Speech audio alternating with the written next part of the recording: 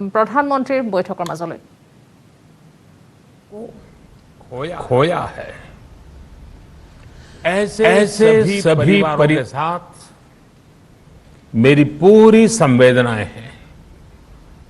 साथियों, बीते 100 वर्षों में आई ये सबसे बड़ी महामारी है, त्रासदी है। इस तरह की महामारी आधुनिक विश्व ने न देखी थी न अनुभव की थी। इतनी बड़ी वैश्विक महामारी से हमारा देश कई मोर्चों पर एक साथ लड़ा है।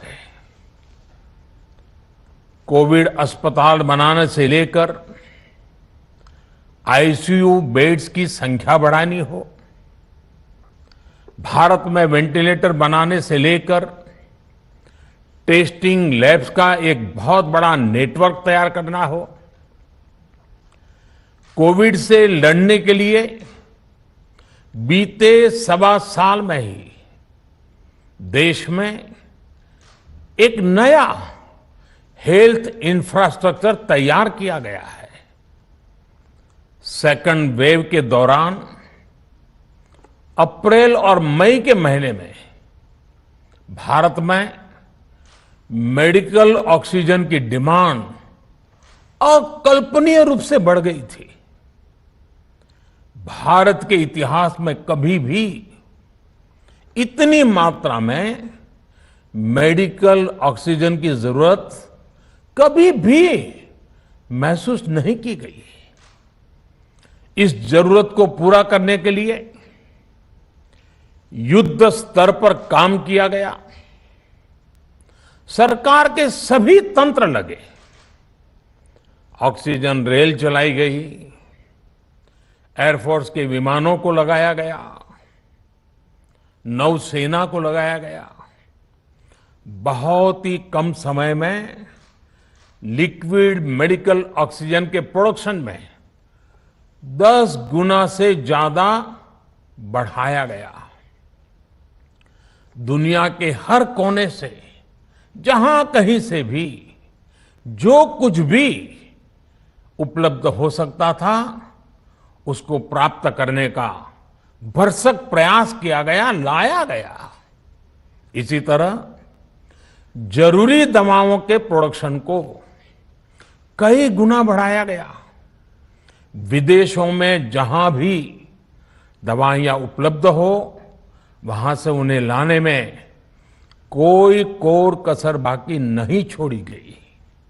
साथियों, कोरोना जैसे अदृश्य और रूप बदलने वाले दुश्मन के खिलाफ लड़ाई में सबसे प्रभावी हथियार कोविड प्रोटोकॉल है। मास्क, 2 गज की दूरी और बाकी सारी सावधानियां उसका पालन ही है।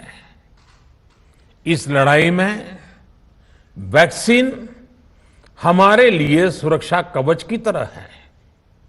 आज पूरे विश्व में वैक्सीन के लिए जो मांग है उसकी तुलना में उत्पादन करने वाले देश और वैक्सीन बनाने वाली कंपनियां बहुत कम है, इन्हीं गिनी हैं। कल्पना करिए कि अभी हमारे पास भारत में बनी वैक्सीन नहीं होती तो आज भारत जैसे विशाल देश में क्या होता। आप पिछले 50-60 साल का इतिहास देखेंगे तो पता चलेगा कि भारत को विदेशों से वैक्सीन प्राप्त करने में दशकों लग जाते थे। विदेशों में वैक्सीन का काम पूरा हो जाता था, तब भी हमारे देश में वैक्सीनेशन का काम शुरू भी नहीं हो पाता था।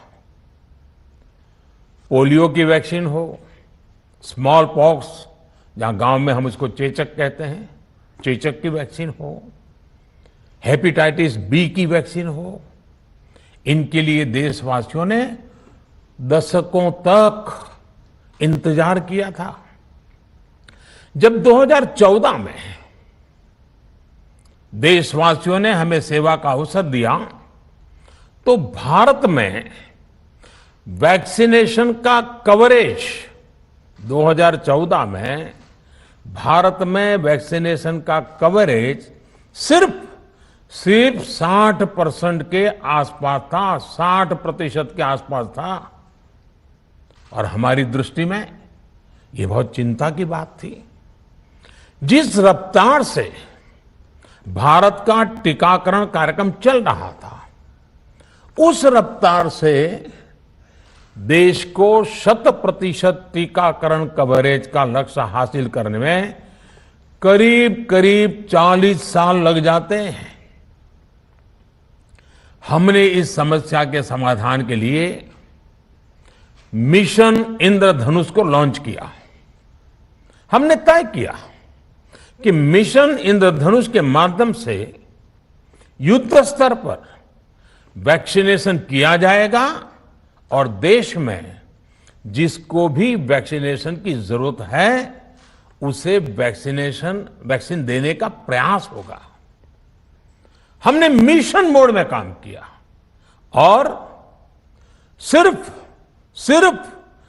5-6 साल में ही वैक्सीनेशन कवरेज 60% से बढ़कर 90% से भी ज्यादा हो गई। 60 से 90, यानी हमने वैक्सीनेशन की स्पीड भी बढ़ाई और दायरा भी बढ़ाया। हमने बच्चों को कई जानलेवा बीमारियों से बचाने के लिए कई नए टीकों का भी भारत के टीकाकरण अभियान का हिस्सा बना दिया।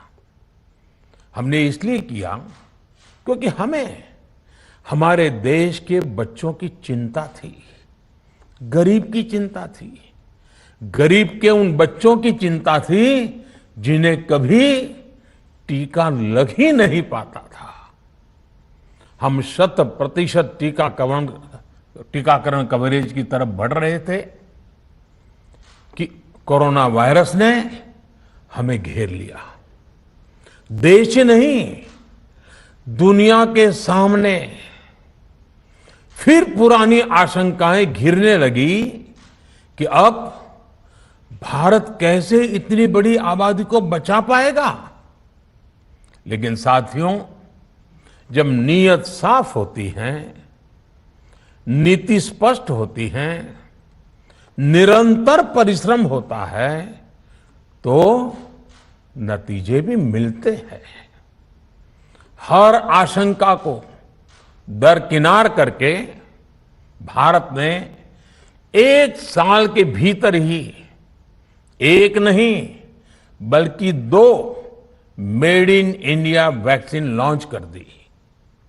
हमारे देश ने, देश के वैज्ञानिकों ने ये दिखा दिया कि भारत बड़े बड़े देशों से पीछे नहीं है। आज जब मैं आपसे बात कर रहा हूं तो देश में 23 करोड़ से ज्यादा वैक्सीन की डोज दी जा चुकी है। 23 करोड़। साथियों, हमारे यहां कहा जाता है विश्वासेन सिद्धिः, विश्वासेन सिद्धिः, अर्थात हमारे प्रयासों में हमें सफलता तब मिलती है जब हमें स्वयं पर विश्वास होता है। हमें पूरा विश्वास था कि हमारे वैज्ञानिक बहुत ही कम समय में वैक्सीन बनाने में सफलता हासिल कर लेंगे। इसी विश्वास के चलते जब हमारे वैज्ञानिक अपना रिसर्च वर्क कर ही रहे थे, तभी हमने लॉजिस्टिक्स और दूसरी तैयारियां शुरू कर दी थी। आप सब भली भांति जानते हैं कि पिछले साल यानी एक साल पहले, पिछले साल अप्रैल में जब कोरोना के कुछ ही हजार केस थे, उसी समय वैक्सीन टास्क फोर्स का गठन कर दिया गया था। भारत के लिए वैक्सीन बनाने वाली कंपनियों को सरकार ने हर तरह से सपोर्ट किया।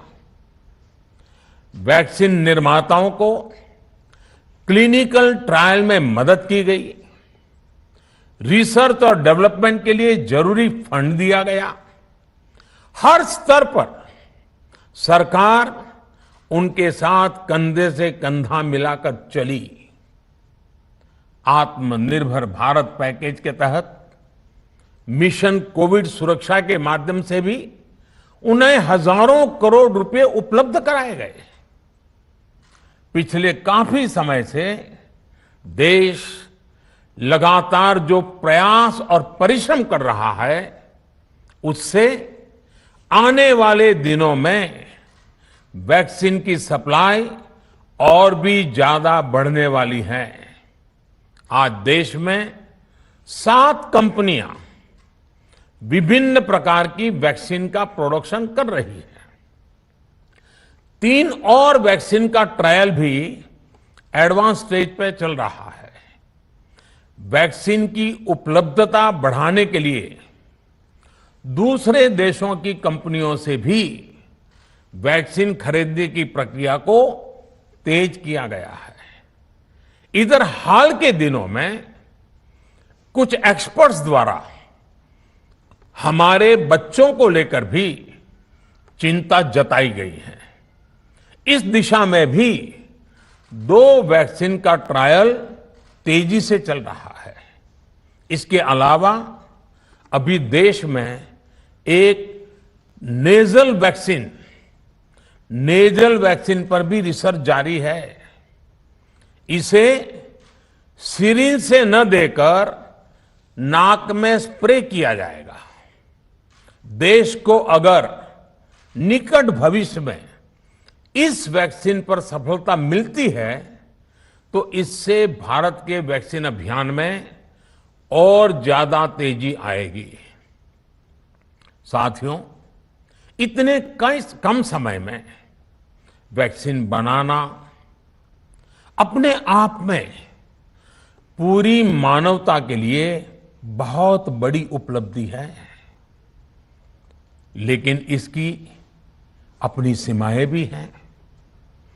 वैक्सीन बनने के बाद भी दुनिया के बहुत कम देशों में वैक्सीनेशन प्रारंभ हुआ और ज्यादातर समृद्ध देशों में ही शुरू हुआ।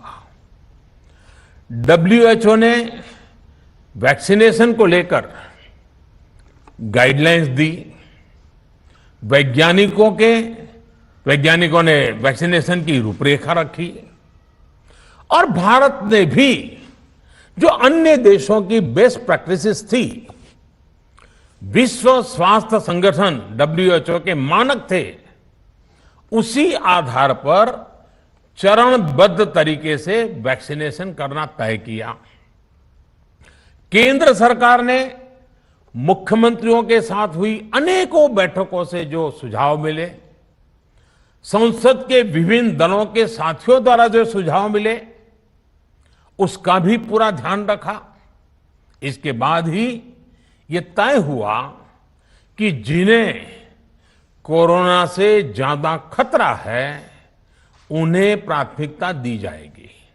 इसलिए ही हेल्थ वर्कर्स, फ्रंटलाइन वर्कर्स, 60 वर्ष की आयु से ज्यादा के नागरिक, बीमारियों से ग्रसित 45 वर्ष से ज्यादा आयु के नागरिक, इन सभी को वैक्सीन पहले लगनी शुरू हुई है। आप कल्पना कर सकते हैं कि अगर कोरोना की दूसरी वेव से पहले हमारे फ्रंटलाइन वर्कर्स को वैक्सीन नहीं लगी होती तो क्या होता? सोचिए, हमारे डॉक्टर्स, नर्सिंग स्टाफ को वैक्सीन ना लगी तो क्या होता? अस्पतालों में सफाई करने वाले हमारे भाई बहनों को, एम्बुलेंस के हमारे ड्राइवर्स भाई बहनों को वैक्सीन ना लगी होती तो क्या होता?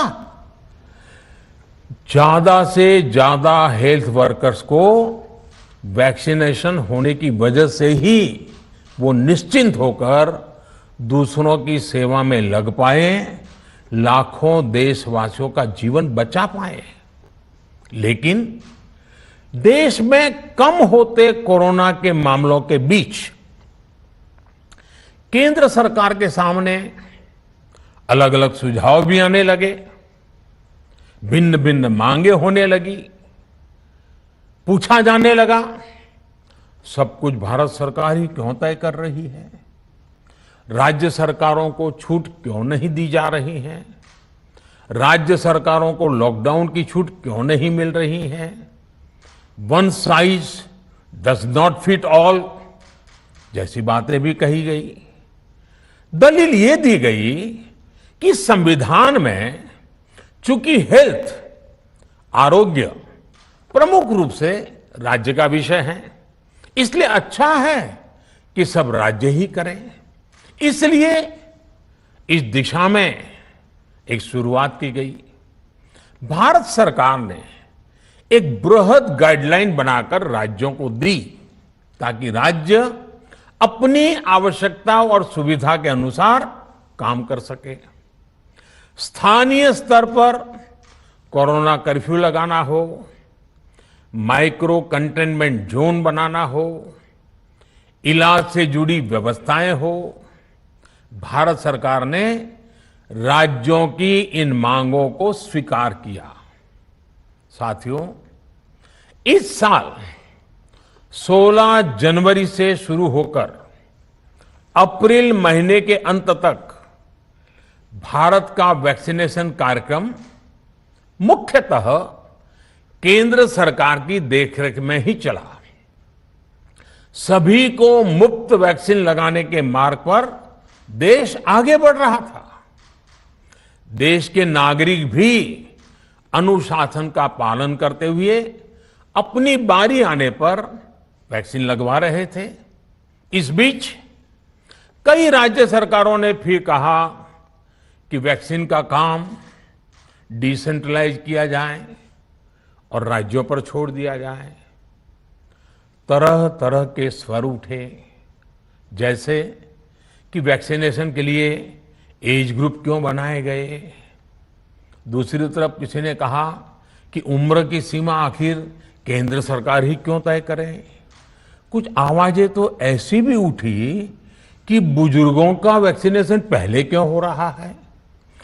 भांति भांति के दबाव भी बनाए गए। देश के मीडिया के एक वर्ग ने इसे कैंपेन के रूप में भी चलाया। साथियों, काफी चिंतन मनन के बाद इस बात पर सहमति बनी कि राज्य सरकारें अपनी तरफ से भी प्रयास करना चाहती हैं, तो भारत सरकार को क्यों इतराज हो और भारत सरकार इतराज क्यों करे। राज्यों की इस मांग को देखते हुए, उनके आग्रह को ध्यान में रखते हुए 16 जनवरी से जो व्यवस्था चली आ रही थी, उसमें प्रयोग के तौर पर एक बदलाव किया गया। हमने सोचा कि राज्य ये मांग कर रहे हैं, उनका उत्साह है, तो चलो भाई 25% का काम उन्हीं को सुपुर्द कर दिया जाए, उन्हीं को दे दिया जाए। स्वाभाविक है 1 मई से राज्यों को 25% काम उनके हवाले कर दिया गया। उसे पूरा करने के लिए उन्होंने अपने अपने तरीके से प्रयास भी किए। इतने बड़े काम में किस तरह की कठिनाइयां आती हैं, ये भी उनके ध्यान में आने लगा। उनको पता चला पूरी दुनिया में वैक्सीन की क्या स्थिति है, इसकी सच्चाई से भी राज्य परिचित हुए। और हमने देखा, एक तरफ मई में सेकेंड वेव, दूसरी तरफ वैक्सीन के लिए लोगों का बढ़ता रुझान और तीसरी तरफ राज्य सरकारों की कठिनाइयां। मई में 2 सप्ताह बीतते बीतते कुछ राज्य खुले मन से ये कहने लगे कि पहले वाली व्यवस्था ही अच्छी थी। धीरे धीरे इसमें कई राज्य सरकारें जुड़ती चली गई। वैक्सीन का काम राज्यों पर छोड़ा जाए, जो इसकी वकालत कर रहे थे उनके विचार भी बदलने लगे। एक अच्छी बात रही कि समय रहते राज्य पुनर्विचार की मांग के साथ फिर आगे आए। राज्यों की इस मांग पर हमने भी सोचा कि देशवासियों को तकलीफ ना हो, सुचारू रूप से उनका वैक्सीनेशन हो। इसके लिए 1 मई के पहले वाली, यानी 1 मई के पहले 16 जनवरी से अप्रैल अंत तक जो व्यवस्था थी, पहले वाली पुरानी व्यवस्था को फिर से लागू किया जाए। साथियों, आज ये निर्णय लिया गया है कि राज्यों के पास वैक्सीनेशन से जुड़ा जो 25% काम था, उसकी जिम्मेदारी भी भारत सरकार उठाएगी। ये व्यवस्था आने वाले 2 सप्ताह में लागू की जाएगी। इन 2 सप्ताह में केंद्र और राज्य सरकारें मिलकर नई गाइडलाइंस के अनुसार आवश्यक तैयारी कर लेगी। संयोग है कि 2 सप्ताह बाद 21 जून को ही अंतर्राष्ट्रीय योग दिवस भी है। 21 जून सोमवार से देश के हर राज्य में 18 वर्ष से ऊपर की उम्र के सभी नागरिकों के लिए भारत सरकार राज्यों को मुफ्त वैक्सीन मुहैया कराएगी। वैक्सीन निर्माताओं से कुल वैक्सीन उत्पादन का 75% हिस्सा भारत सरकार खुद ही खरीदकर राज्य सरकारों को मुफ्त देगी। यानी देश की किसी भी राज्य सरकार को वैक्सीन पर कुछ भी खर्च नहीं करना होगा। अब तक देश के करोड़ों लोगों को मुफ्त वैक्सीन मिली है। अब 18 वर्ष की आयु के लोग भी इसमें जुड़ जाएंगे। सभी देशवासियों के लिए भारत सरकार ही मुफ्त वैक्सीन उपलब्ध करवाएगी।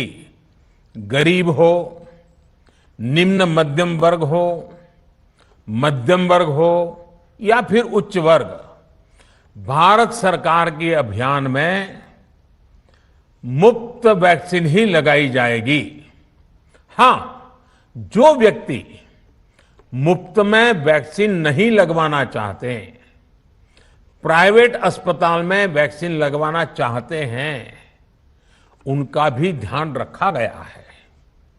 देश में बन रही वैक्सीन में से 25% प्राइवेट सेक्टर के अस्पताल सीधे ले पाए, ये व्यवस्था जारी रहेगी। प्राइवेट अस्पताल वैक्सीन की निर्धारित कीमत के उपरांत एक डोज पर अधिकतम 150 रुपये ही सर्विस चार्ज ले सकेंगे। इसकी निगरानी करने का काम राज्य सरकारों के पास ही रहेगा।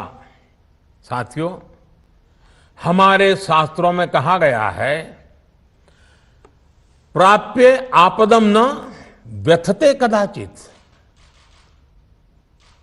उद्योगम अनु इच्छति चा प्रमत्तः।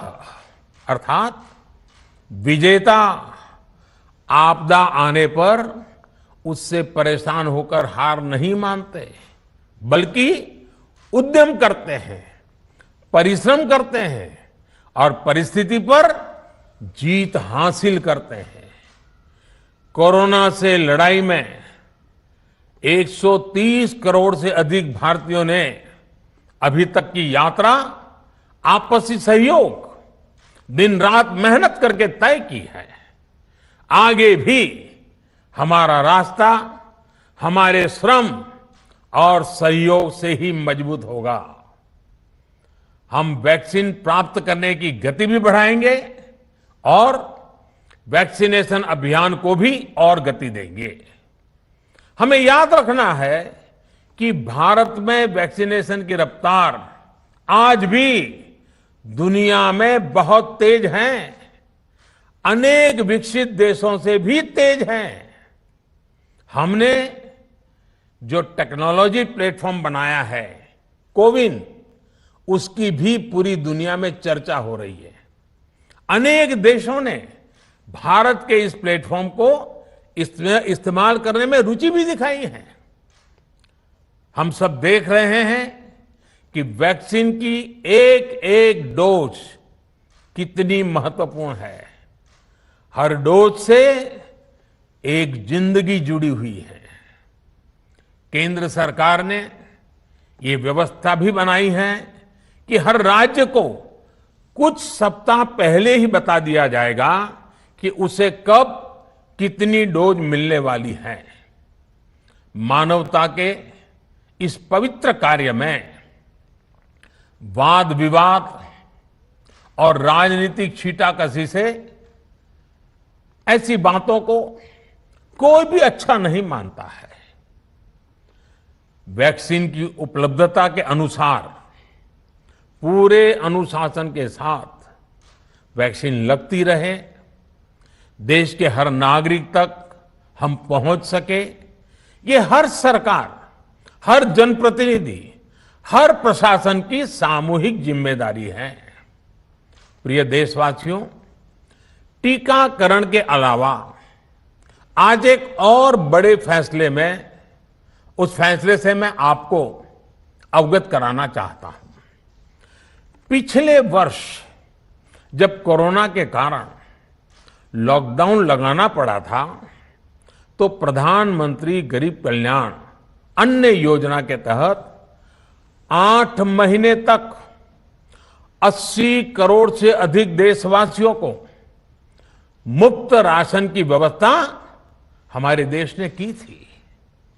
इस वर्ष भी दूसरी वेव के कारण मई और जून के लिए भी इस योजना का विस्तार किया गया था।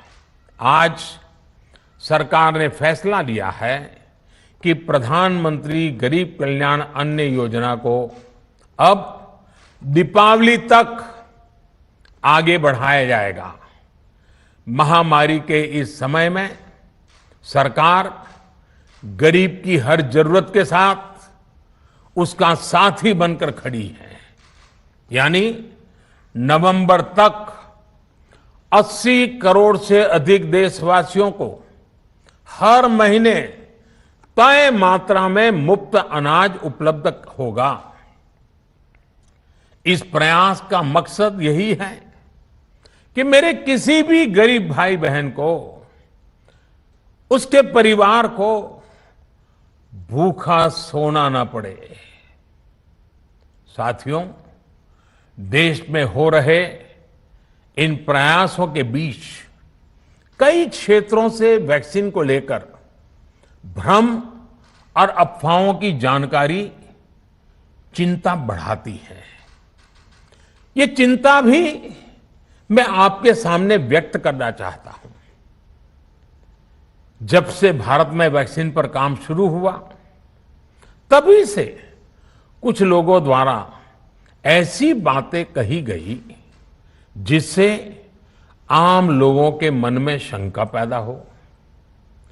कोशिश ये भी हुई कि भारत के वैक्सीन निर्माताओं का हौसला पस्त पड़ जाए और उनके सामने अनेक प्रकार की बाधाएं आए। जब भारत की वैक्सीन आई तो अनेक माध्यमों से शंका आशंका को और बढ़ाया गया। वैक्सीन न लगवाने के लिए भांति भांति के तर्क प्रचारित किए गए। इन्हें भी देश देख रहा है। जो लोग वैक्सीन को लेकर आशंका पैदा कर रहे हैं, अफवाहें फैला रहे हैं, वो भोले भाले भाई बहनों के जीवन के साथ बहुत बड़ा खिलवाड़ कर रहे हैं। ऐसी अफवाहों से सतर्क रहने की जरूरत है। मैं भी आप सबसे, समाज के प्रबुद्ध लोगों से, युवाओं से अनुरोध करता हूं कि आप भी वैक्सीन को लेकर जागरूकता बढ़ाने में सहयोग करें। अभी कई जगहों पर कोरोना कर्फ्यू में ढील दी जा रही है, लेकिन इसका मतलब ये नहीं कि हमारे बीच से कोरोना चला गया है। हमें सावधान भी रहना है और कोरोना से बचाव के नियमों का भी सख्ती से पालन करते रहना है। मुझे पूरा विश्वास है हम सब कोरोना से इस जंग में जीतेंगे। भारत कोरोना से जीतेगा। इन्हीं शुभकामनाओं के साथ आप सभी देशवासियों का बहुत बहुत धन्यवाद।